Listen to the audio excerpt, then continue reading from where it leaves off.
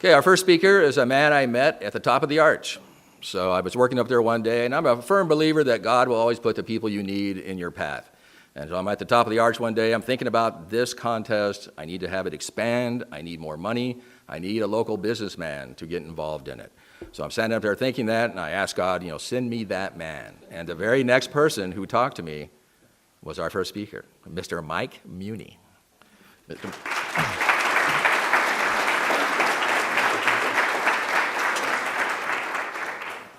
I got to say, it is humbling. You've got an excellent panel of judges. You guys have done amazing work. It's humbling to be up here. So I appreciate the opportunity, and hopefully you guys can get something out of this. Give you a little bit of background on our company. We're a company that builds athletic fields and golf courses and that sort of thing, and have for years. And as Tony mentioned, you never know what opportunity is going to happen in your life. You got to be aware of the little things, because you'll bump into somebody, and that person you've bumped into, if you just pass them by, you might have walked by an opportunity that absolutely can change an outcome that you're hoping for. So you just never know what a chance opportunity can lead to.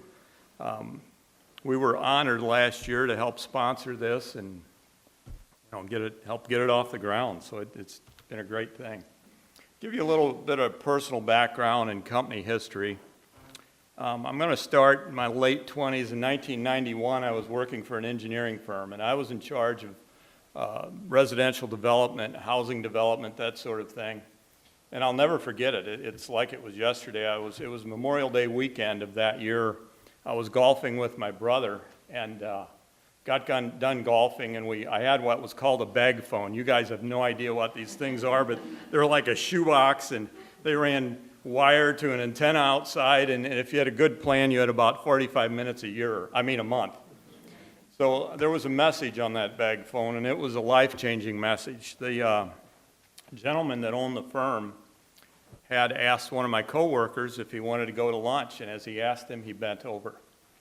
My coworker was changing a tire, and the tire blew and hit my boss in the spleen, and he passed away. At that point, you realize life can change, and life can change quickly. His wife had a company that, we had jobs going. They were bonded, and I'll get into bonding in a little bit. But when you're bonded, you're committed. You can't get out of it. And myself and everyone else, this is not unique to me, everybody in the company hung, and we helped bring it to as nice a landing as we could. But on a personal level, the company, wife was going to shut the company down, which made total sense. And you'll find yourself at times at a crossroads. And I was at one of those times, and I just kind of analyzed, what's my passions? What am I good at? And you guys probably have done some of this. As a little kid, what did you like to do? It's ironic, as you become an older person, you still kind of like that stuff. So I gave that some analysis, and I had a strong mind on the engineering side, and I had both the artistic abilities, which is two separate sides of the brain, but in my case it seemed to work. There was a guy by the name of Gary Player that was looking for somebody to help shape golf courses. So I was lucky enough to be able to work under a master shaper and learn that craft. And really for the next years, that was in 1993, I had the opportunity to work with some fantastic people. And all we did as a company was golf. At that time, the golf boom was kind of going, and had the opportunity to work, actually that's a St. Louis course, that's Tapawingo. I think that's the 19th hole, or hole number 1 on the Merrimack, for those of you that might have played it. Gary Player was a designer on that course. It's funny, you learn different things from everyone. His approach to design was different than the next guy that I work with, Jack Nicklaus. I think that's when he sunk a putt at the Masters. He was in his 40s and won the Masters. But it was an amazing time in my life. I learned so much, got to work with some incredible people, and you never know what might happen from something that doesn't seem like it is working out so well. We then, in the year 2000, had the opportunity to make a transition. I was at a seminar and again bumped into someone, and he mentioned that they're going to rebuild the practice football fields at Mizzou. Well, I had most of that equipment, and I thought, this is something we can do. So I got the drawings, got the specs, sat down, put the bid together, and it was our first bonded job. I mentioned bonding before, and it's kind of important because as you think of your careers and what you're doing, it's good to understand when something's bonded, you as the owner of the company meet with your accountants, and the accountant has got access to every asset you have. And he writes a document stating that this document is true. There's affidavits signed, all of that sort of thing. And the bonding company has access to all of your assets. So should a project that's bonded not go well, they can take everything you own. So with that thought in mind, we'll move forward. You'll notice no sleep. Stress or success? That's what I was pondering with at this point, because I picked up the telephone after the bids were open and I called the lady. I said, this is Mike Munie. At the time it was MJM Services. We've since changed to Perfect Play. I said, bid the project, just curious where things came out. She said, well, Mr. Munie, congratulations. It looks like you got the job. As you know, you were at $240,000. Okay. Second bid, she said, came in at $320,000. So the heart starts beating. Third bid came in at like $360 or something. I didn't sleep for about 2 days because I recognized what I hadn't told you is when we bid the job, I bid this project with a piece of equipment that didn't exist anywhere but between my ears. There were thousands of feet of drainage had to go in on this project, and I had conceived this piece of equipment that would put gravel down using laser controls tied into a piece of equipment. It had a hopper. It had all this great stuff that would save us the labor of doing this by hand. And I bid the job based on this concept. Got the job, didn't sleep, finally convinced myself to go to sleep, woke up and started welding. I built that piece of equipment. We did that job. That job was an absolute life-changing event. What I thought was going to be a disaster turned into literally a life-changing event. You can see there we made over 50% profit because we had saved so much on labor with this gizmo that lived, prior to this job, lived in my head. And you guys have gone through the same process with this bridge. It doesn't exist, and you take something from nothing and you create. We later secured a patent on that device. We don't use it a lot, but it was interesting going through that process, just the intellectual properties and trademarks and patents and that sort of thing. As a result of that one thing that I thought was a disaster, we got a little job down in Springfield, the AA team for the Cardinals, Hammons Field. Did Gateway Grizzlies, which is across the river. Many of you, I'm sure, are familiar with that. Did another project called the Kansas City Royals. You guys might recognize this one. That arch, by the way, was conceived in our office. We were jabbering, and I think they were doing the All-Star game, and we were like, man, if we could tie in the arch somehow. And we came up, one of the guys who worked for me is excellent at mowing patterns, and we came up with this design, and we sent it to the Cardinals, and it's been there ever since. But you never know what, there's the Chiefs, you never know what opportunity can come from something that you think is an absolute disaster. And in my case, this was a life-changing event. That's enough about you, about me. Now it's about you. Yeah, we're done with you. Let's talk about me. This is great. No, I want to get you guys thinking on something that is oftentimes missed today and something I used back when I bid that job. It's the most exhilarating word in our language, and we don't think of it that way at all, and when I spit it out, you guys are going to want to leave. That word's boredom. And we don't deal with boredom much today. We've got our cell phones. We've sensed boredom coming on. We go to the cell phone. I want to talk to you about the beauty of boredom and the need for boredom. When you're bored, this is what we all tend to think of. Like, this just sucks. I have nothing going on up here. I got to do something, and we pick up our phones. If you learn to breathe in that time, you'll quickly go from boredom to dreaming. This is what life's about. As the gentleman said, I love building things because it all comes from a dream. It comes from an idea. Your project that you guys have done came from nothing. It is this process. So that boredom muscle, if you can recognize boredom and just start letting your mind run, and ask yourself stupid questions. You have to ask the stupid questions to get to the good answers. When you're dreaming, you start to recognize needs. Once we recognize needs, then comes invention. Everything in this room, everything on this campus, everything in this town, everything we touch went through this process. Someone had to say, what if? This microphone, what if? What if? What if? What if? That's the energy in life. And if you get nothing else out of what I'm jabbering about, take this into your heart because it'll go with you the rest of your life.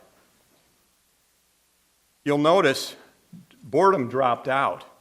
If you get working this and practicing working this muscle, I never am bored anymore. When I recognize that time, I go straight into dreaming. It can be laying in bed. It can be anywhere. I can be driving. And just, what about this? What about that?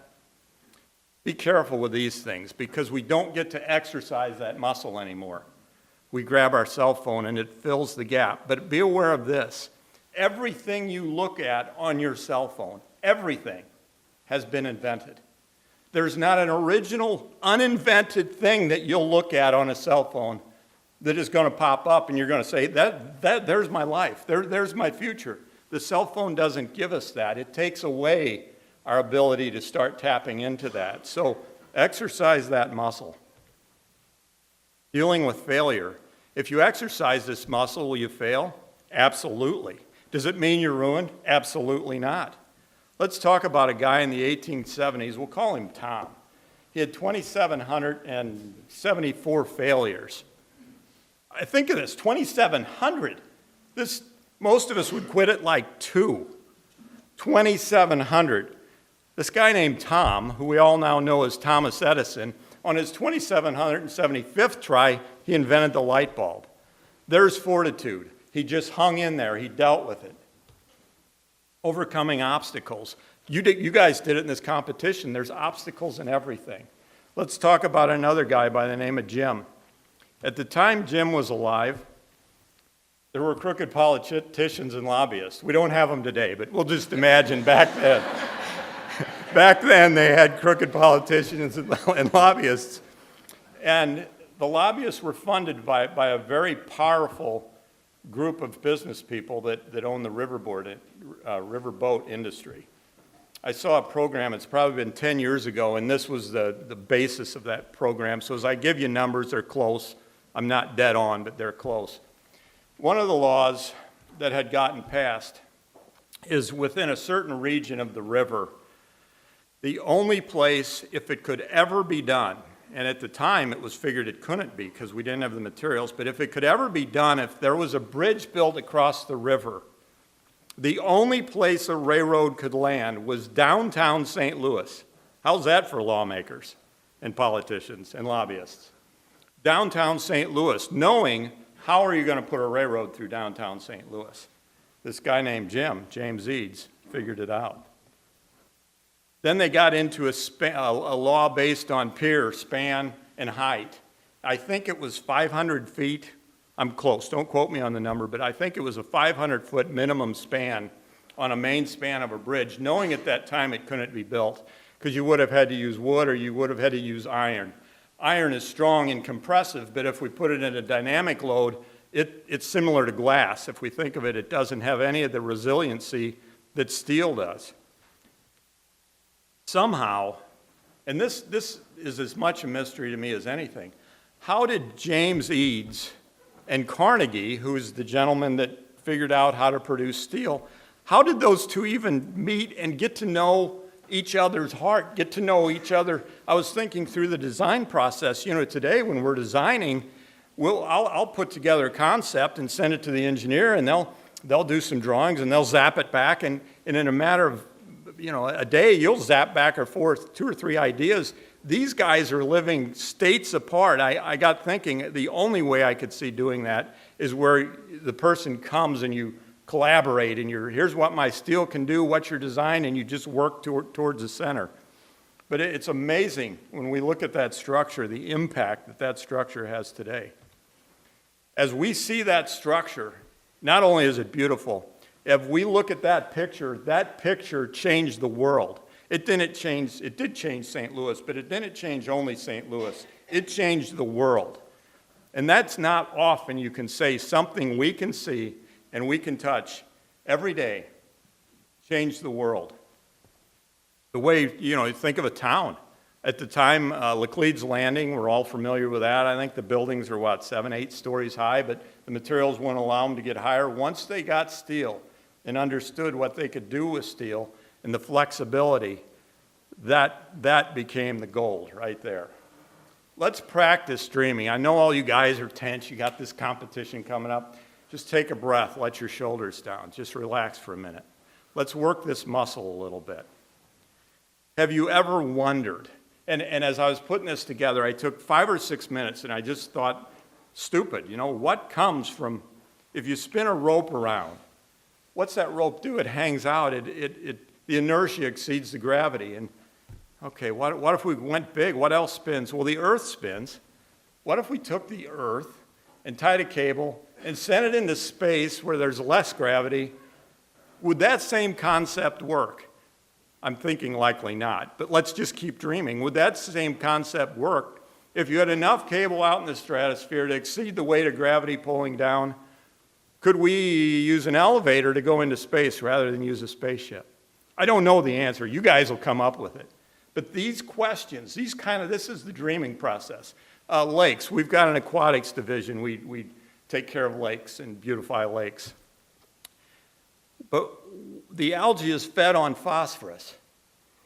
Which one of you in this crowd are going to come up with a means of extracting phosphorus from water, an affordable means of extracting phosphorus from water, and taking that captured phosphorus and reusing it, repurposing it for agricultural or plant use? Every plant in the world uses it. This is the type thing that dreaming leads to. Water, H2O. Who in this crowd is going to figure out how to split oxygen and hydrogen from water and use less BTUs to get it than the BTUs the hydrogen generates?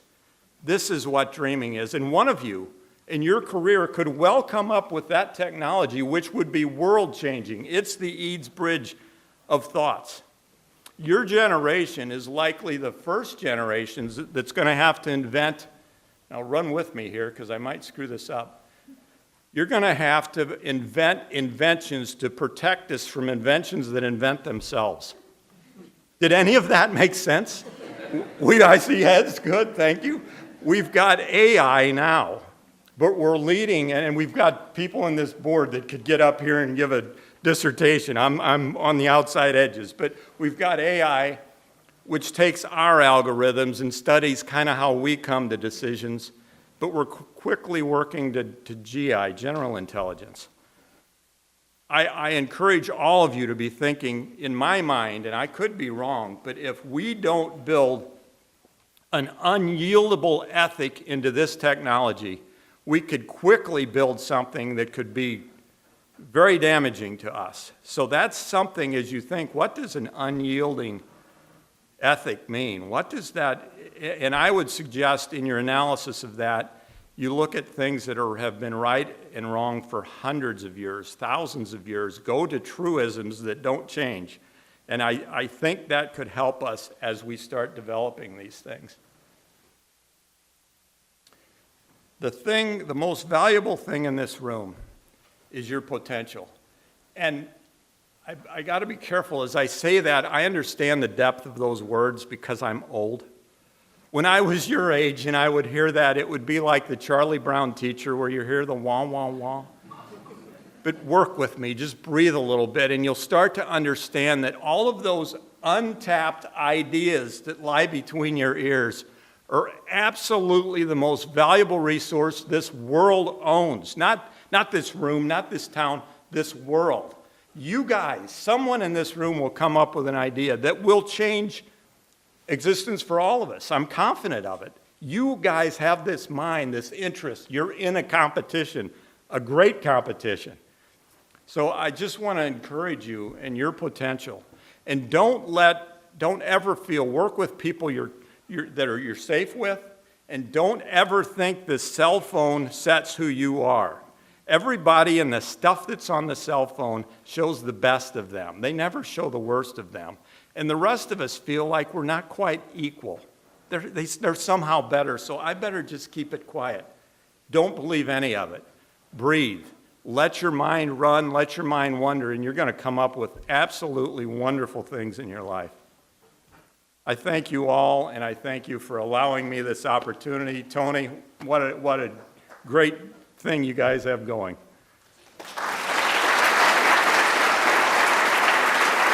Should we do some Q&A?